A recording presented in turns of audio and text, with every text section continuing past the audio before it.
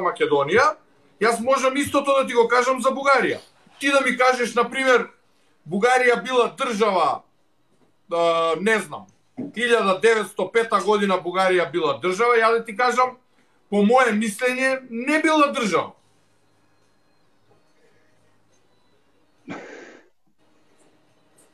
За која Българија говориш? Прва, втора, трета Българија? Ја ти кажувам, 1905 година. Ти да ми кажеш Бугарија била држава 1905 година, ја да ти кажам, по моje мислење не била. Точно това е. Јас искам това да ти кажа. Историјата е балтаване. Балтаване е една дума на български, която означава празни приказки. Това е балтаване. Идва от племенския край. Според твое разбирачка нема. Моля? Значи, според тебе разбирање нема. Ами не, ние явно имаме две истории. Имаме общо минало, разбираш ли? Там е проблема.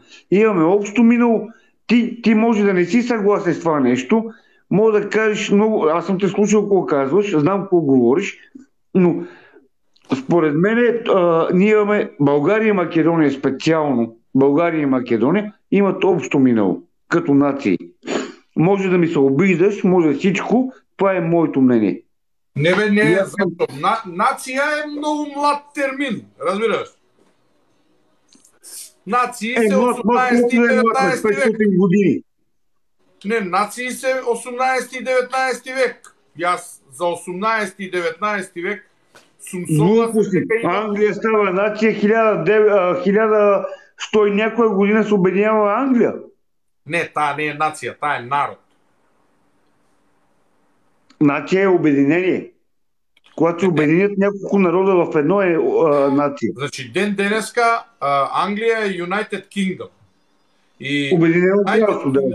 Да, у United Kingdom имаш повеќе кралства и тие ден денеска, например, не се нација. Шкотите не се англичани.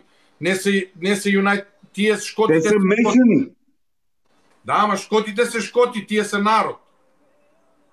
Да, Шотландија се ирци, тие се народ. Шотландија помежду другото доста време е търсила независимост от Англија. И не се им го дали. Ама тие си се народ, посебен. Значи не се дел од некаква нација. Значи Англија е сосема лош пример за нација. Значи Англија никогаш не направила англиска нација. И как нали обединила няколко народа? Англичани, шотландци, уелсци, ирландци, северноирландци. Ама тие уште ден денеска постојат. Не щат, да бе, не щат. На къде ще ходят? Постојат. Ама постојат. Тие и ден денеска постојат. Како народ, тие не се нација.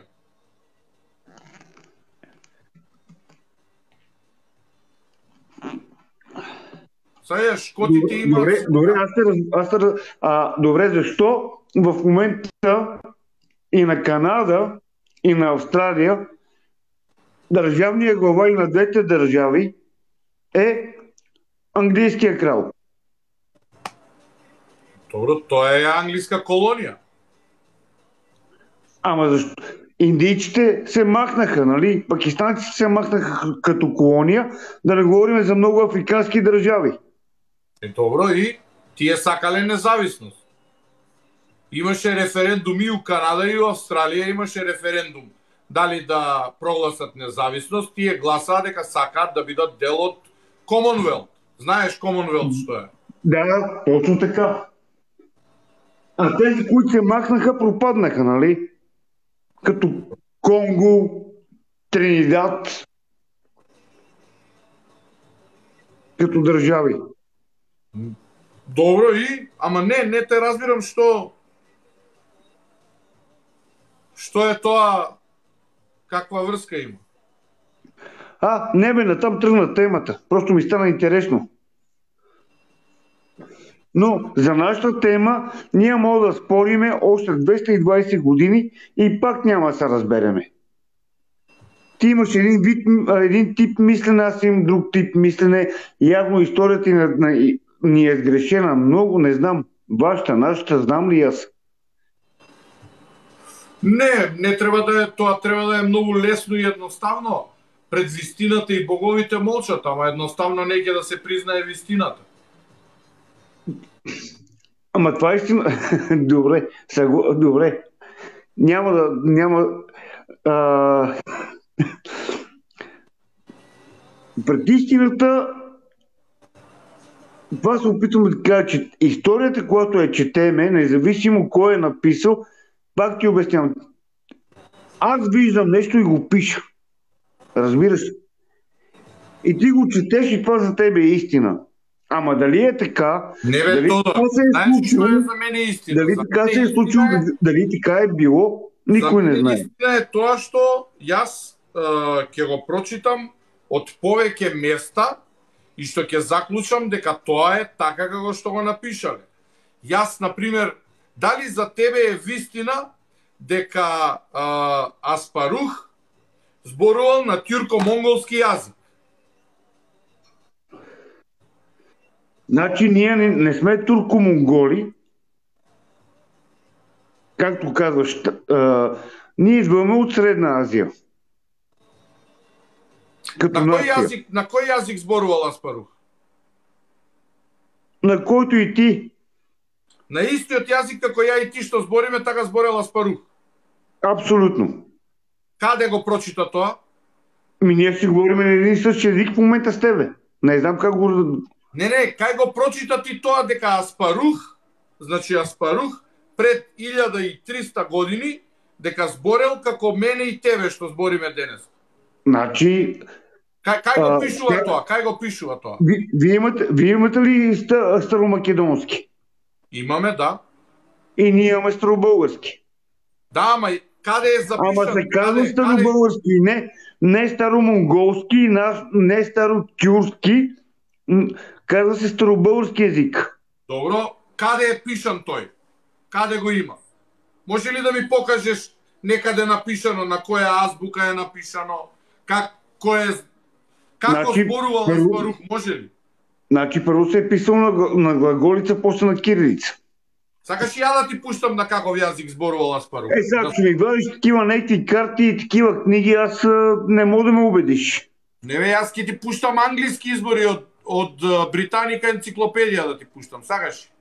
За старобългарския ли? Да, за старобългарския.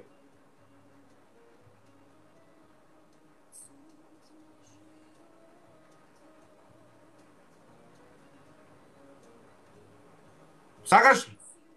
Да бе, пусти бе, аз тебе те чакам. Дай, аз обичам да споря, да видим къде е истината. Не, че се разбереме по някакъв начин, ама мога да си спориме. Айде. Еве да слушаме. Еве слушай. Sample text. The Volga Bulgar language. Sample text. Etel suva akatoro. Kayatı bir kakatoro. Balık telim bakatoro. Kölün taka küşeril. Halimlerge harbiye kilgen hemalarını sövgen. Mezhadler hicmetlere kilgen yokuş Hacir Şahibe. Meskenlerinin sevgen Hacı Ağıl Osman, Ağıl Tamgaçı İbrahim As-Suvari vefat boğan. Bu tarih jeticüs 14. Hamade Al-Avali Acı'nın 16. günü erdi.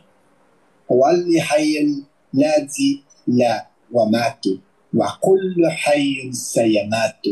Uras oğlu Urmali Baluki. Rahmetullahi aleyh rahmetten vesigatan.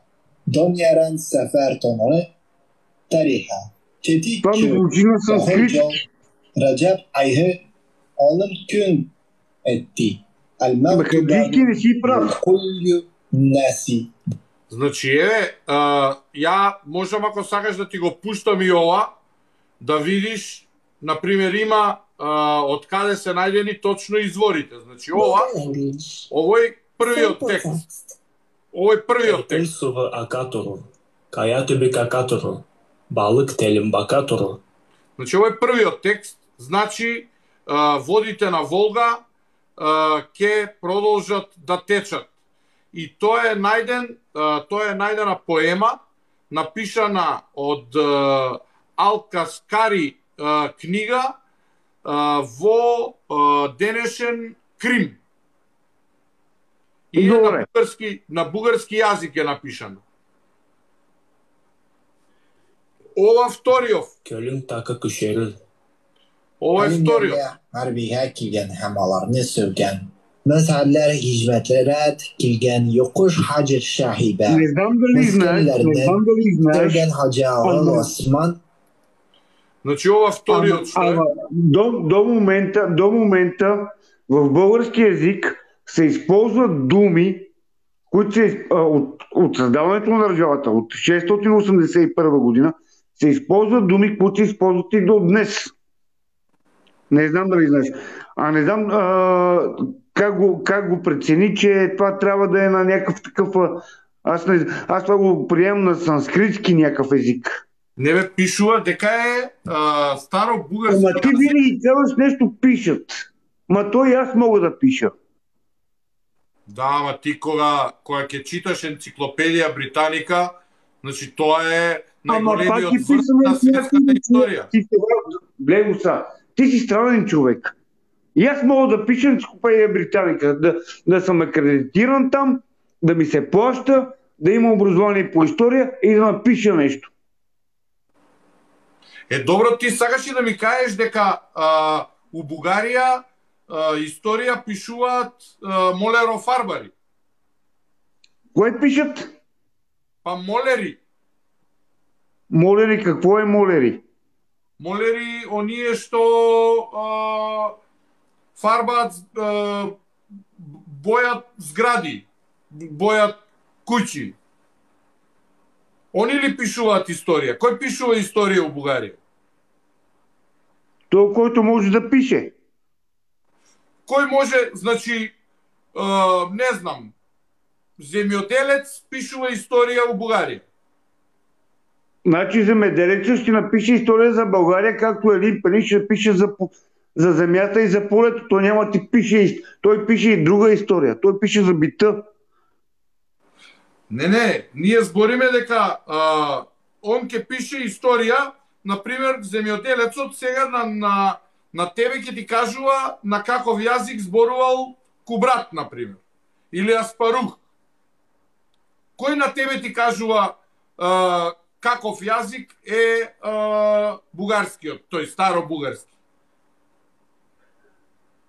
Ами, значи, на какъвто и език да говори българина, на какъвто език ние да говориме, вие говорите подобно на нас.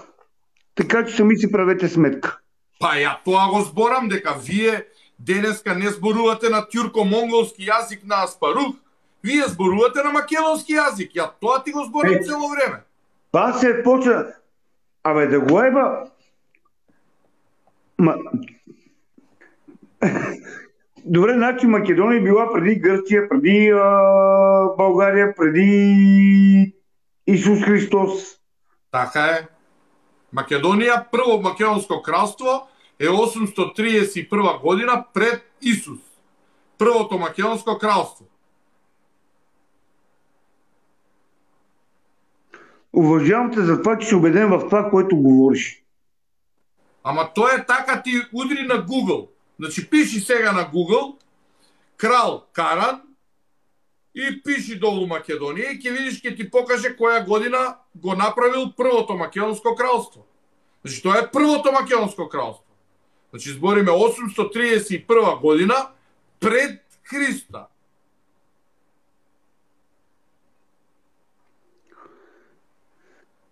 Тогава даже не е имало, не знам, тогава сигурно е било по времето на потопа в Библията. Потоп е 4000-5000 години преди. Той сигурно и Ной е минал по целия свят, който е бил македонски и е събрал всичките животни да спаси да има родове. Не бе, Ное бил таму 3-4 илјади години пред Христа. Јас ти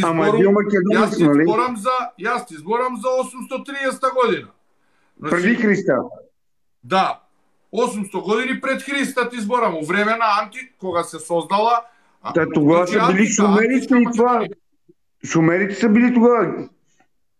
Не, шумерите са биле пред македонците. Преди вас. Добре, греша и аз тук. Окей, съгласих се. Добре, не може да сте толкова древна нация. Аз не мога да го разбера. Как да сте толкова древна нация? Чекай, зошто? Дали не одговара? Не ли одговара да сме ние толкова стари? Не ли одговара да имаме историја? Што не одговара? Не бе, никой не виша човек. Значи на тебе не ти е чудно некој Аспарух, некој Кубрат да дошле од таму, од Азија, од кај да дошле, тоа не ти е чудно. Тоа ти е окей. Ама ти е чудно како бе може овие македонци 831 година кралство да имаат. А тоа ти е чудно.